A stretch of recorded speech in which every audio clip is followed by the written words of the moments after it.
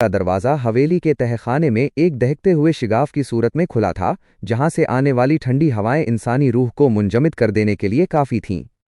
Aryan, Zuha, Elina और सेबास्तीन उस शिगाफ के सामने खड़े थे, जहां जिंदगी और मौत की लकीरें धुंधला रही थीं। दास्ताने शब, खून का प्यासा प्यार, किस्त 16वें। आर्यान ने ज़ुहा का हाथ मजबूती से थामा। इस दुनिया में कदम रखने के बाद हमारी वैम्पायर ताकतें आधी रह जाएंगी, वहां सिर्फ हमारी रूह की ताकत काम आएगी। ज़ुहा ने इस बात में सर हिलाया। उसकी आंखों में डर नहीं, बल्कि अपने खानदान के लिए मर मटने का अज़म था।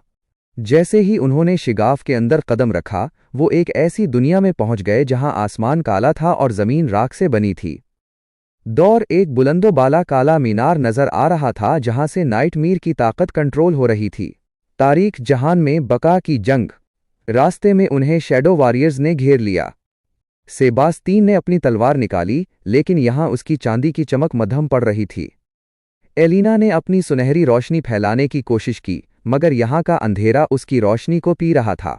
हमें एक दूसरे का खून बांटना होगा, आर्यान ने चलाया।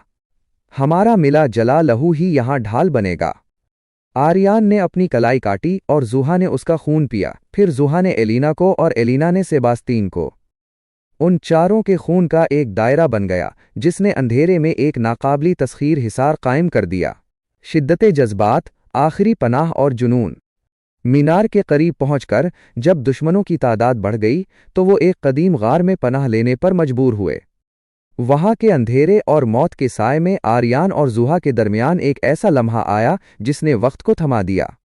ज़ुहा थकन और जहर के असर से कांप रही थी। आर्यान ने उसे दीवार से लगाया और अपने गर्म कोट में छुपा लिया। ज़ुहा, अगर हम यहां से ना निकल सके तो याद रखना तुम मेरी पहली और आखिरी जिंदगी हो। आर्यान ने निहायत तड़प से ज़ुहा के लबों को अपने लबों में भर लिया। इस बोसे में वैम्पायर की वहशत नहीं, बल्कि एक इंसान जैसी तड़प और तहफ़्फ़ुज़ का एहसास था। ज़ुहा ने आर्यान के वजूद को खुद में जज़्ब कर लेने की कोशिश की। उसके हाथ आर्यान की कमर पर सख्ती से जम गए। इस तारीक दुनिया के बीचों बीच उनकी कुर्बत एक जलती हुई शमा की तरह थी, जिसने अंधेरे को चैलेंज कर रखा था। आर्यान ने ज़ुहा की गर्दन पर अपने लब रखे और उसकी हरारत को महसूस किया, जैसे वो उसे ये यकीन दिला रहा हो कि जब तक उनके दिल एक साथ धड़क रहे हैं, कायनात की कोई ताकत उन्हें ख़त्म नहीं कर सकती। दरवाजे की बंदिश और एलिना की कुर्बानी। मीनार के ऊपर नाइटमीर उनका इंतजार कर रहा था। तुम अपनी मौत के पास खुद चलकर आए हो। जंग शुरू हुई। सेबास्तीन और आर्यान ने नाइटमीर को उलझाए रखा, जबकि एलिना उस मरकजी पत्थर कोर तक पहुंच गई जो इस दरवाजे को खुला रखे हुए था। उसे मालूम हुआ कि उस पत्थर को तोड़ने के लिए उसे अपनी तमाम सुनहरी रोशनी उसमें मुंतकिल करनी होगी, जिसके बाद वो शायद दोबारा कभी अपनी ताकत इस्तेमाल ना कर पाए। एलिना, नहीं, सेबास्तीन ने पुकारा, लेकिन देर हो चुकी थी। एलिना ने अपनी दोनों हथेलियां पत्थर पर रख दें और एक जोरदार चीख मारी। उसके जिस्म से निकलने वाली रोशनी ने तारीके जहान को दिन की तरह रोशन कर दिया। नाइटमीर इस रोशनी में झुलसकर राख हो गया और वो काला मीनार रेत की तरह बिखरने लगा। वापसी और कीमत। एक जोरदार धमाके के साथ वो सब दोबारा हवेली के तहखाने में आ गिरे। शिगाफ हमेशा के लिए बंद हो चुका था। हवेली में सुकून था, लेकिन एलिना बेहोश पड़ी थी। कुछ देर बाद जब उसने आंखें खोलें तो उसकी आंखों की वो सुनहरी चमक खत्म हो चुकी थी। वो अब एक आम इंसान बन चुकी थी। इसकी वैम्पायर जबलत और ताकतें हमेशा के लिए खत्म हो गई थीं। सेबास्तीन ने उसे सीने से लगा लिया। तुमने सबको बचा लिया एलिना। आर्यान और ज़ुहा ने एक दूसरे को देखा। उन्होंने एक बड़ी कीमत चुकाई थी, लेकिन उनका खानदान महफूज था। आर्यान ने ज़ुहा का हाथ थामा और उसे बालकोनी की तरफ ले गया, जहां अब सूरज तुलू हो रहा था। एक ऐसा सूरज जो अब उनके लिए मौत नहीं, बल्कि एक नई जिंदगी की नवीद था। दास्ताने शब का ये बाब यहाँ ख़त्म होता है। क्या आप चाहते हैं कि मैं एलिना की उस नई इंसानी ज़िंदगी और सेबास्तीन के साथ उसके चैलेंजेस पर अगला हिस्सा लिखूं?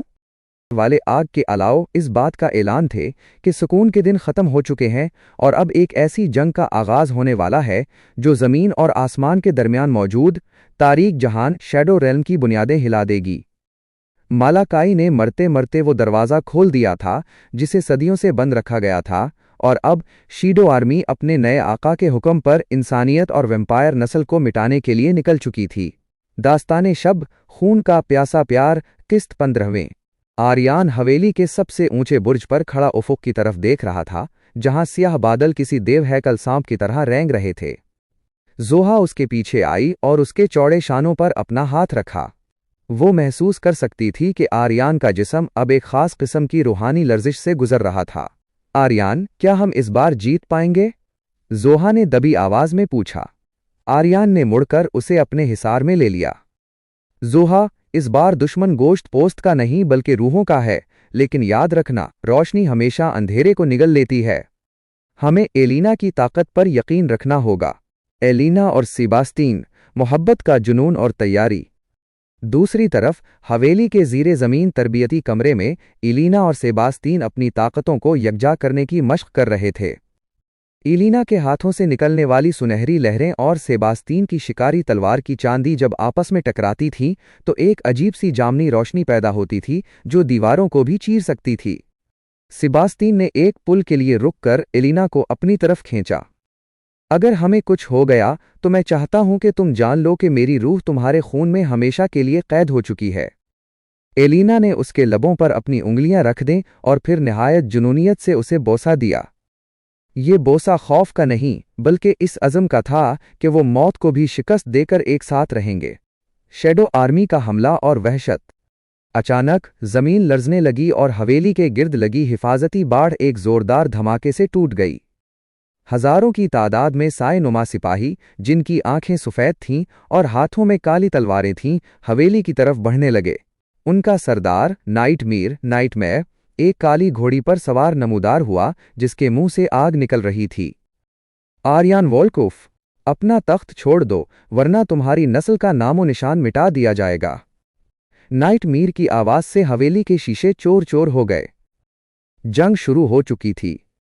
आर्यान ने अपनी रूहानी ताकत का इस्तेमाल करते हुए एक बड़ा हिफाजती दायरा बनाया, जबकि सेबास्तीन और एलिना दुश्मन की सफ़ों में घुस गए। सेबास्तीन की तलवार सायों को काट रही थी और एलिना की रोशनी उन्हें राख कर रही थी। शिद्दत जज्बात, खून का अहद। दौरान जंग जब एलिना को एक साये ने घेर लिया तो आर्यान ने अपनी परवाह किए बगैर उसे बचाया, लेकिन इस अमल में नाइटमेयर की काली तलवार आर्यान के बाजू को छू गई। काला जहर फौरन उसकी रगों में फैलने लगा। जोहा तड़प कर आर्यान के पास पहुंची। उसने देखा कि आर्यान कमजोर पड़ रहा है। नहीं आर्यान, आप मुझे दोबारा छोड़कर नहीं जा सकते। जोहा ने अपना हाथ काटा और अपना गर्म खून आर्यान के मुंह में डाला, साथ ही उसने अपनी तमाम तर वैम्पायर तपश आर्यान के वजूद में मुंतकिल करना शुरू कर दी। मौत के उस साए तले आर्यान और जोहा के दरमियान एक ऐसा जुनूनी मिलाप हुआ जिसने जहर के असर को रोक दिया। आर्यान ने जोहा की गर्दन को थामा और निहायत शिद्दत से उसे खुद में भैंच लिया। उनके पसीने और खून की महक ने फ़ज़ा में एक ऐसी ताकत पैदा की जिसने नाइटमेयर को भी पीछे हटने पर मजबूर कर दिया। हतमी वार और फतह की तरफ कदम। एलिना ने अपने वालदैन की इस ताकत को देखा और अपनी तमाम सुनहरी रोशनी को एक नुक्ते पर जमा कर लिया। सेबास्तीन। अब सेबास्तीन ने अपनी तलवार एलिना की रोशनी के बीच में डाली और दोनों ने मिलकर एक ऐसी लहर छोड़ी जिसने शैडो आर्मी के आधे से ज्यादा हिस्से को पल भर में नीस्तो नाबूद कर दिया। नाइटमेयर जख्मी होकर पीछे हटा, लेकिन उसने जाते जाते एक होलनाक बात कही, तुमने सिर्फ एक दस्ते को हराया है। असल तूफान तो अभी तारीख जहान के गहरे हिस्सों में परवरिश पा रहा है। सुकूने हंगाम। जंग का पहला मार्का तो जीत लिया गया था, लेकिन हवेली का हर फर्द थकन से चोर था। आर्यान ने जोहा को अपनी बाहों में उठा लिया और एलिना और सेबास्तीन के साथ हवेली के अंदर कदम रखा। हमने उन्हें पीछे तो धकेल दिया है, लेकिन दरवाज़ा अभी भी खुला है। आर्यान ने संजीदगी से कहा, हमें इस दरवाजे को हमेशा के लिए बंद करने के लिए खुद तारीख जहान के अंदर जाना होगा। जोहा ने आर्यान का हाथ थाम लिया। जहां आप जाएंगे वहीं मैं जाऊंगी। क्या आर्यान और उसका खानदान तारीख जहान से जिंदा वापस आ पाएगा? क्या एलिना को अपनी ताकत की मुकम्मल कुर्बानी देनी पड़ेगी?